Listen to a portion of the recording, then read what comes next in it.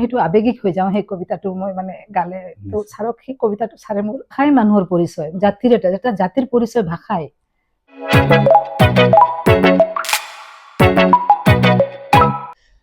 নমস্কাৰ মই মঞ্জিত তাঁতী আৰু আপোনালোকক স্বাগতম জনাইছোঁ মোৰ অন্য এটা ভিডিঅ'লৈ আৰু আজি মই উপস্থিত আছোঁ বিশ্বনাথ চাৰিআলি আমাৰ সকলোৰে পৰিচিত এগৰাকী ব্যক্তি যি নেকি আজি তেওঁৰ এটা মহান দিনত আজি মই উপস্থিত হৈছোহি বিশেষকৈ তেওঁ এগৰাকী লেখিকা কবি সাহিত্যিক আমাৰ উৰিয়া সমাজৰ তো বাইদেউ স্বাগতম জনাইছোঁ ধন্যবাদ আৰু এয়া হৈ গ'ল প্ৰতিভা বাইদেউ আজি আপোনাৰ এই সুখৰ ক্ষণত মই সহভাগী হৈ পাই মই সুখ অনুভৱ কৰিছোঁ আৰু আজি আপোনাৰ দুখনকৈ কিতাপ উন্মোচন কৰিছে আপুনি তাৰ বিষয়ে অকণমান ক'ব প্ৰথমতে আপোনাৰ বিষয়ে অকণমান ক'ব তাৰপিছত আমি কিতাপৰ বিষয়ে কথা পাতিম মই প্ৰতিভা দাস মই এগৰাকী অসমৰ অসমীয়া উৰিয়া ছোৱালী গতিকে মোৰ মাতৃভাষা অসমীয়া আৰু উৰিয়া দুইটা বুলিয়ে মই ক'ম কাৰণ মই অসমত জন্মগ্ৰহণ কৰিছোঁ অসমীয়া ভাষাতে পঢ়া শুনা কৰিছোঁ আৰু মই উৰিষ্যাতো অলপ দিন যিটো পঢ়িছিলোঁ সেই উৰিয়া ভাষাটোক মই জীয়াই ৰাখিছিলোঁ মোৰ মাজত আৰু মই চৰ্চা কৰি কৰি মোৰ এই অনুবাদ গ্ৰন্থ আৰু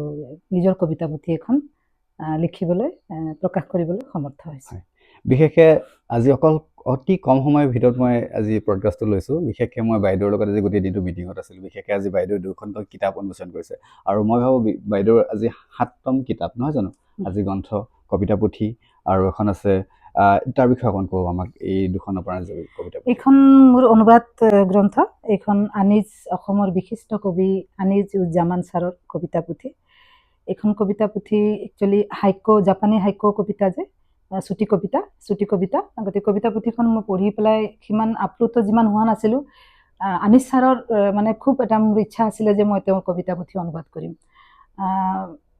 তাৰপিছত তেখেতে বহুতবাৰ কোৱাৰ পিছতে মই এইখন অনুবাদ কৰি দিছিলোঁ আৰু এইখন সঁচাকৈ অনুবাদ কৰি থোৱা আছিলে মোৰ কিন্তু মই আৰু এজন ব্যক্তি মোৰ জীৱনত মানে ভগৱান স্বৰূপ হৈ আহিছে মানে ভগৱানৰ অৱদান স্বৰূপ আহিছিলে ডক্টৰ জ্ঞানৰঞ্জন চাহু ছাৰ আৰু চাহু ছাৰো ইতিমধ্যে অসমত আহি পেলাই ডিব্ৰুগড়ত আছিলে তেখেতে উৰিয়া ভাষা সাহিত্য সংস্কৃতিৰ ওপৰত কাম কৰি আছিলে আৰু তেখেতক লগ পোৱাৰ পিছতে মোৰ লগত যে মই উৰিয়া ভাষা সাহিত্য সংস্কৃতি চৰ্চা কৰিছোঁ বুলি জানি পেলাই তেওঁ মোক বহুত মানে প্ৰেৰণা যোগাইছিলে আৰু কৈছিলে যে তুমি মানে এটা এই কিতাপখিনি ছপাবৰ কাৰণে আমি আছোঁ নহয় তুমি কৰাচোন তুমি পাৰিবা বুলি কিনি মোক তেওঁ এনকাৰেজ কৰিছিলে আৰু তাৰপিছত মই এইখিনি মানে প্ৰকাশ কৰিবলৈ সাহস পাইছিলোঁ আৰু ছাৰে এইখিনি অলপ পুৰুষো চাই দিছিলে নিশ্চয় চাহু ছাৰৰ বিষয়ে মই মানে কি ক'ম হয়তো মই ক'লে কম হ'ব চাহু ছাৰৰ লগত মোৰ যোৱা এবছৰতকৈ বেছি হ'ল তেওঁৰ লগত সম্পৰ্ক আৰু তেওঁৰ উৰিষ্যাৰ লগত যি আমাৰ উৰিয়া সংস্কৃতিৰ লগত পৰিচয় তেওঁৰ দ্বাৰা তেওঁ মানে বহুতখিনি শিকাইছে আমাৰ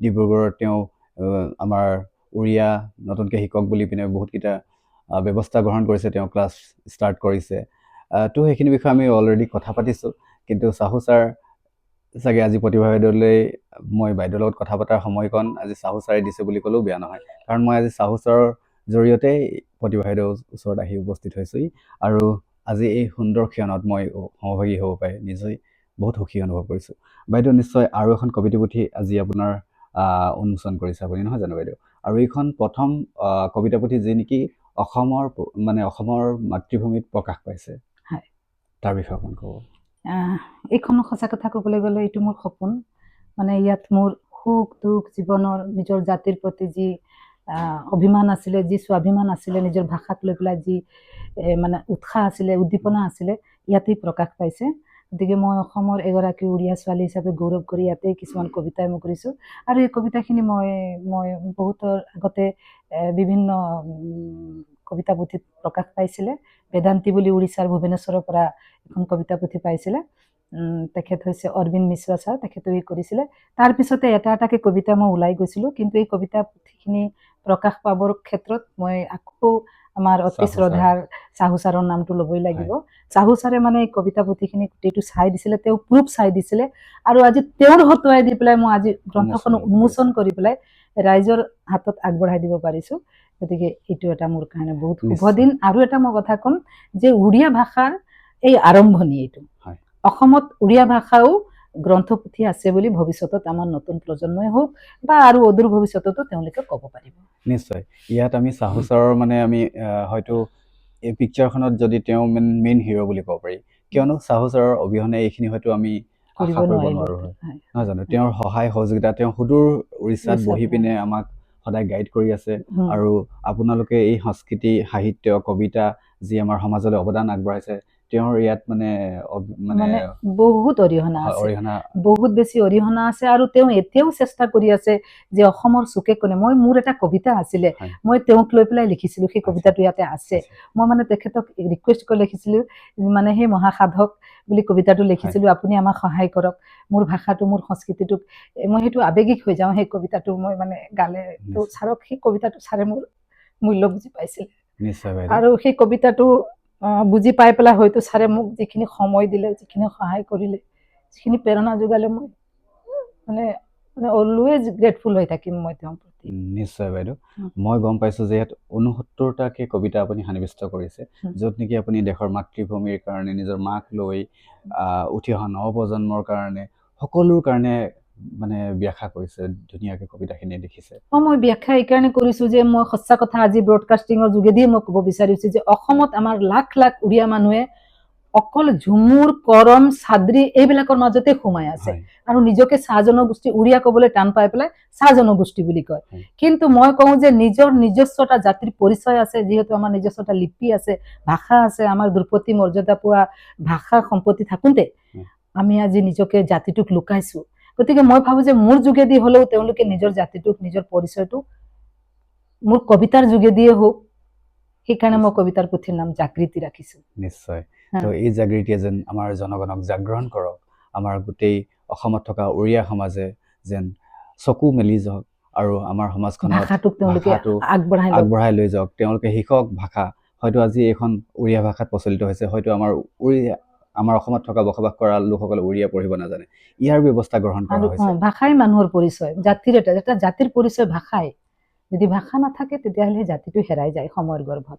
নিশ্চয় নিশ্চয় বাইদেউ। তো আজি এই শুভখিনিত আকৌ মই কৈছোঁ যে আকৌ এবাৰ মই আপোনাক ধন্যবাদ জনাইছোঁ, জ্ঞানৰঞ্জন চাহু ছাৰকো ধন্যবাদ জনাইছোঁ আজি এই প্লেটফৰ্মটো দিয়াৰ কাৰণে। আৰু আজি মই সঁচাকৈ বহুত সুখী অনুভৱ কৰিছোঁ, কাৰণ আপোনাৰ হাতে আজি মোৰ পৰিচয় হৈছে আগতে, কিন্তু আপোনাৰ লগত বাৰ্তালাপ হোৱা নাছিলে। আৰু অতি কম সময়তো আজি যিখিনি বাৰ্তালাপ কৰিছোঁ, ইন ফিউচাৰ আমি বহলভাৱে আমি কথা পাতিম আমাৰ জনসাধাৰণৰ কাৰণে, উঠি অহা নৱপ্ৰজন্মৰ কাৰণে। তেনেহ'লে আজি বাইদেউ আজিৰ কাৰণে বিদায় মাজিছোঁ। ধন্যবাদ। জয় অসম। হয়, কি ক'ব আজি আপোনাৰ মন ইচ্ছাকৃতি আপোনাৰ গ্ৰন্থখন আজি উন্মোচন হ'ল, বিশেষ আজি বিশেষ দিনটোত কি ক'ব আপুনি? হয়, মানে ভাষা নাই ক'বলৈ।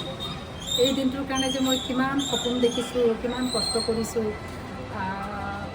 মানে অসাধ্য এটা সাধনা কৰিবলৈ গৈছিলোঁ, যিটো মানে অসমত যিটো হোৱা নাছিলে আজিলৈকে, উড়িয়া ভাষাত গ্ৰন্থ প্ৰকাশ পোৱা নাছিলে। গতিকে সেই গ্ৰন্থ দুসাধ্য কাম এটা কৰিবলৈ গৈ আজি সেই কাম আজি কৰিব পাৰি পেলাই গোটেই ৰাইজক হাতত ধৰাই দিব পাৰিছোঁ। মোৰ দুখন কিতাপৰ গ্ৰন্থৰ নাম হৈছে, এখন জাগৃতি আৰু এখন আমাৰ অতি শ্ৰদ্ধাৰ অসমৰ বিশিষ্ট কবি আনিছ-উজ্জামান ছাৰৰ নৈখন কলৈ গৈছে তুমিও নাজানা ময়ো নাজানো, সেইখন মই অনুবাদ কৰিলোঁ উড়িয়া ভাষালৈ। আৰু উড়িয়া ভাষাত মই কবিতা পুথিখনৰ নাম ৰাখিলোঁ নৈটি কুৱাৰে যাইছি তুমি তো জানো না মই ভি জানিম। আৰু মোৰ স্বৰচিত কবিতা পুথি জাগৃতি নাম মই জাগৃতি এইকাৰণে ৰাখিছোঁ, কাৰণ অসমীয়া ভাষা আৰু উড়িয়া ভাষা বহুত ৰিচ। স্বনামধন্য লক্ষ্মীনাথ বেজবৰুৱাদেৱ উড়িয়া ভাষা চৰ্চা কৰিছিলে, উড়িয়া ভাষা অসমৰ জাতীয় সংগীত উড়িষ্যাত থাকি কৰিছিলে। গতিকে এই যে আমাৰ এটা মিলন, আমাৰ যিটো এটা যুগসূত্ৰ আছে আগৰ পৰা, সেই যুগসূত্ৰটো মই ভাবোঁ যে আজি আমি আমাৰ দুইটা ভাষা সংস্কৃতিৰ মাজত এটা সমন্বয় গঢ়ি উঠিছে। আজি আমি বহুত ডাঙৰ কাম এটা কৰিলোঁ, আপোনালোকে জানিছে যে আমি উৰিষ্যাৰ পৰা যিজন আমাৰ গ্ৰন্থ উন্মোচক আহিছে, ডক্টৰ জ্ঞানৰঞ্জন চাহু ছাৰ, আমি তেখেতক অসমৰ সংস্কৃতি দিলোঁ। অসমৰ সংস্কৃতি আমি তেখেতক জাপি, শৰাই, চেলেং আৰু আমাৰ গামোচা, অসমৰ জাতীয় গামোচা দি পেলাই তেখেতক সন্মান জনালোঁ। আৰু তেখেতে আমাৰ গ্ৰন্থ উন্মোচক ক্ষীৰ বৰুৱা ছাৰৰ কাৰণে এখন জগন্নাথৰ ফটো লৈ আহিছিলোঁ। গতিকে আমি ক্ষীৰ বৰুৱা ছাৰক জগন্নাথৰ সংস্কৃতি দি পেলাই কাৰণ উড়িয়া লোক বুলি ক'লে জগন্নাথ বুলি ক'লে উড়িয়া লোকক চবেই জানে যে জগন্নাথ হৈছে উড়িয়া জাতিৰ সংস্কৃতি। গতিকে দুয়োটা সংস্কৃতিৰ মাজত মিলন হ'ল। উড়িয়া ভাষাটো আজি অসমত এটা কিতাপ এখন ওলাবলৈ আমি পাৰিলোঁ, প্ৰকাশ কৰিবলৈ পাৰিলোঁ। মই সেইটো কাৰণে বহুত বহুত ধন্যবাদ জনাইছোঁ। আৰু আজিৰ অতিথি আছিলে আমাৰ সভাৰ সভাপতি আছিলে আমাৰ দেৱৰাজ মহানন্দ, তেখেত উড়িয়া সাহিত্য সভাৰ উপসভাপতি। আমাৰ বিশিষ্ট অতিথি চিন্তামণি ছাৰ আছিলে, বিশ্বনাথ কলেজৰ অধ্যক্ষ মহোদয় আছিলে, কিন্তু তেখেতে কিবা কাৰণত আহিব নোৱাৰিলে। তাৰপিছত আছিলে আমাৰ নিৰ্দিষ্ট বক্তা আছিলে ডক্টৰ কৰুণাকৰ পণ্ডা, তেখেত ঢেকীয়াজুলি বৰচলা মহাবিদ্যালয়ৰ প্ৰবক্তা হয়। আমাৰ গ্ৰন্থ উন্মোচক আহিছিলে সুদূৰ উৰিষ্যাৰ ভুৱনেশ্বৰৰ পৰা আহিছিলে, তেখেত ডক্টৰ জ্ঞানৰঞ্জন চাহু, সহকাৰী নিৰ্দেশক ভুৱনেশ্বৰ দূৰদৰ্শন চেণ্টাৰ। আৰু আমাৰ গ্ৰন্থ উন্মোচক, দ্বিতীয়খন গ্ৰন্থ উন্মোচক আছিলে আমাৰ ক্ষীৰ কলিতা ছাৰ, অসম সাহিত্য সভাৰ সভাপতি বিশ্বনাথ শাখা। আমাৰ বন্তি প্ৰজ্বলক আছিলে মোৰ জ্যেষ্ঠ ভাতৃ, মোৰ বৰজনা সুদৰ্শন দাসদেৱ, তেখেতে বন্তি প্ৰজ্বলনেৰে সভাখন আৰম্ভ কৰিছিলে। সভাত আমাৰ কোৰাছ গাইছিলে, আমাৰ এই উড়িয়া ছোৱালীখিনিয়ে নিজৰ জাতীয় সাজ পিন্ধি পেলাই কোৰাছ গাইছিলে। আৰু বিশিষ্ট গণ্যমান্য অতিথিসকল আহিছিলে। আমি অসম মহিলা কবি মঞ্চৰ, সদৌ অসম মহিলা কবি মঞ্চৰ সম্পাদিকা আছিলে, কাৰ্যকৰী সভানেত্ৰী আছিলে, আমাৰ বিশ্বনাথ জিলাৰ সম্পাদিকা আছিলে, কবি চক্ৰৰ সভাপতি আছিলে, জ্যেষ্ঠ সাংবাদিক আমাৰ নিৰঞ্জন হাজৰিকা আছিলে। বিশিষ্ট ব্যক্তিসকলে আহিছিলে। আমাৰ মাজত আমাৰ অভিনেত্ৰী কৃষ্ণাও আহি পাইছে। গতিকে গোটেইখিনি আছিলে, আমাৰ বাইদেউসকল আছে চবেই। গতিকে সকলোৰে সহযোগত আজি অনুষ্ঠানটো খুব সুন্দৰ হ'ল। তাৰ কাৰণে মই বহুত সুখী। মানে মোৰ কাৰণে এইটো এটা মানে বহুত আনন্দৰ দিন। এই দিনটো মই যেন জীৱনত আকৌ পাম নে নাই মই আশা কৰিব নোৱাৰোঁ, কিন্তু মোৰ কাৰণে এয়া বহুত মূল্যৱান দিন। সকলোকে ধন্যবাদ জনাইছোঁ। আপোনালোকে আহি পেলাই সহযোগ কৰাৰ কাৰণে আপোনালোককো ধন্যবাদ জনাইছোঁ। জয় জগন্নাথ।